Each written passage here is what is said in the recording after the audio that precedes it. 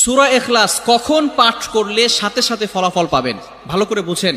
সূরা ইখলাস হচ্ছে পবিত্র কোরআনুল কারীমের ভিতরে ছোট সূরাদের ভিতরে অন্যতম একটি সূরা। তবে ফজিলতের দিক থেকে সূরা ইখলাস হচ্ছে গুরুত্বপূর্ণ ফজিলত, এবং এই সূরাটা এমন একটা সময় আল্লাহ পাক রব্বুল আলামিন নাজিল করে দিয়েছেন যখন আল্লাহ রাসূল সাল্লাল্লাহু আলাইহি ওয়াসাল্লাম দ্বীনের প্রচার করতে লাগলেন।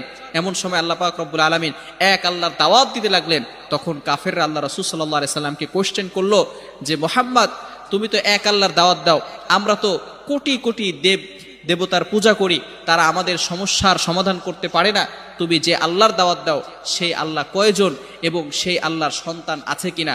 সাথে সাথে আল্লাহ পাক রব্বুল আলামিন এই কাফেরদের প্রশ্নের উত্তরে আল্লাহ রাসূল সাল্লাল্লাহু আলাইহি সাল্লামের কাছে এই সূরাটি নাজিল করলেন, কুল হুয়াল্লাহু আহাদ আল্লাহুস সামাদ লাম ইয়ালিদ ওয়া লাম ইউলাদ ওয়া লাম ইয়াকুল লাহু কুফুয়ান আহাদ।